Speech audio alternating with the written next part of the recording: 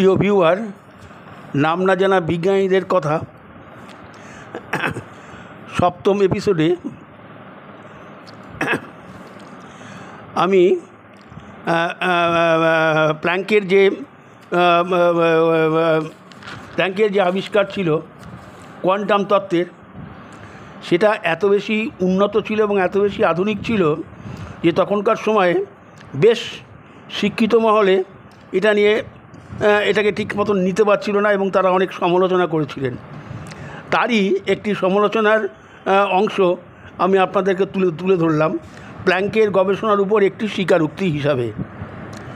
Doctor JB. রিক্টর এই বলে অভিযোগ করেছেন যে আমি বিজ্ঞানে তত্ত্বের ভূমিকাকে যথাযথ মূল্য দিইনি, বিশেষত প্ল্যাঙ্কের কোয়ান্টাম তত্ত্বকে। একথা স্বীকার করব যে আধুনিক পদার্থবিদ্যায় উত্থানের যে বিবরণ আমি দিয়েছি তার তত্ত্ব অপেক্ষা পরীক্ষামূলক দিকটির প্রতি কিছুটা একটা ঝোঁক রয়েছে।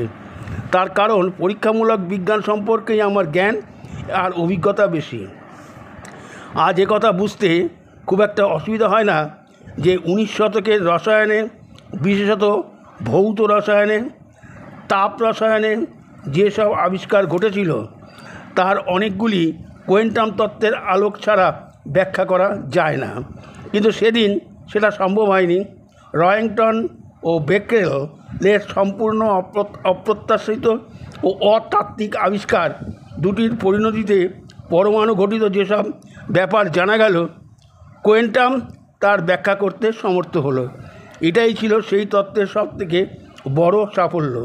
কোয়ান্টাম তত্ত্বের এবং পরমাণুর সৌরজগৎ সাদৃশ্য চিত্রটির সত্যতার প্রথম বড় প্রমাণ মেলে পরমাণুর রাদারফোর্ড বোর মডেলের মধ্যে। এখন আমি আসবো পরমাণু তত্ত্ব। রাদারফোর্ড জন্ম 1871 খ্রিস্টাব্দে, মৃত্যু 1937 খ্রিস্টাব্দে। নিলস বোর 1885 খ্রিস্টাব্দে জন্ম, 1962 খ্রিস্টাব্দে মৃত্যু। অল্পকাল পরেই 1913 সালে ম্যানচেস্টারে রাদারফোর্ড ল্যাবরেটরিতে একাধিক মৌল থেকে নির্গত এক্স রশ্মির তরঙ্গ দৈর্ঘ্য মাপলেন মোজলি। অসামান্য এই তরুণ পদার্থবিদ দেখান প্রতিটি ধরনের পরমাণুর মধ্যে কটি করে ইলেকট্রন আছে, অর্থাৎ তার পারমাণবিক সংখ্যা মানে অ্যাটমিক নাম্বার কত সে অতি সরল হিসাবের উপরেই নির্ভর করে এক্স রশ্মির তরঙ্গ দৈর্ঘ্য। সে সময় রাদারফোর্ডের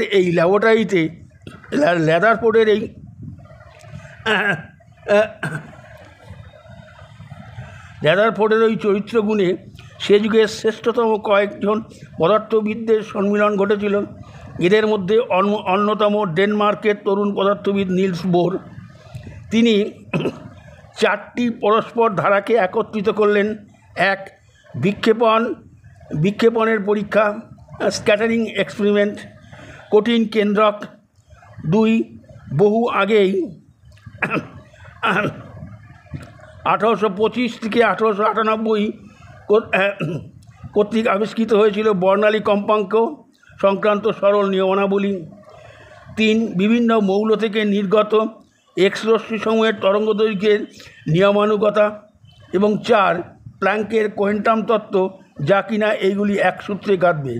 এ যুগের এক কেপলারের মতনই তিনি দেখালেন পরমাণুকে সৌরমণ্ডলে ভাবা যেতে পারে, অর্থাৎ সৌরমণ্ডল রূপে ভাবা যেতে পারে। প্রতিটি ইলেকট্রন নিজ কক্ষপথে ঘোরে এবং আলোক বা এক্স রশ্মি তখনই উৎপন্ন হয় যখন উচ্চ শক্তির মাত্রার কক্ষপথ ছেড়ে কোনো ইলেকট্রন নিম্নতর শক্তিমাত্রায় কক্ষপথে অবতরণ করে।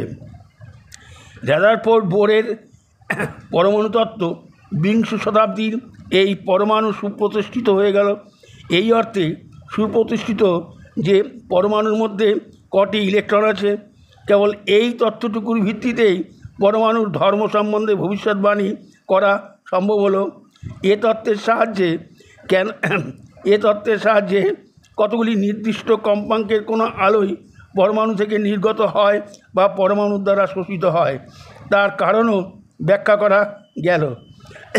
এ তত্ত্বের সাহায্যে জটিল বর্ণালীর অর্থোদ্ধার করা এবং বিভিন্ন পরমাণুতে ইলেকট্রনগুলির শক্তিমাত্রা মানে এনার্জি লেভেল নির্ণয় করাও সম্ভব হলো। শক্তিমাত্রার ধারণাটি পুরোপুরি কোয়ান্টাম তত্ত্ব নির্ভর। এর অর্থ হলো যে কোনো আণবিক বা পারমাণবিক গঠনরূপ অনেকগুলি দশা বা অবস্থায় মানে স্টেট বিরাজ করতে পারে। ওই অবস্থায় ওগুলির কম্পন চরিত্র বিভিন্ন। নির্গত বা শোষিত আলোকের কম্পাঙ্ক পরিমাণ করলে বিভিন্ন অবস্থায় শক্তি স্তরের ভেদ কত তা নির্ণয় করা যাবে।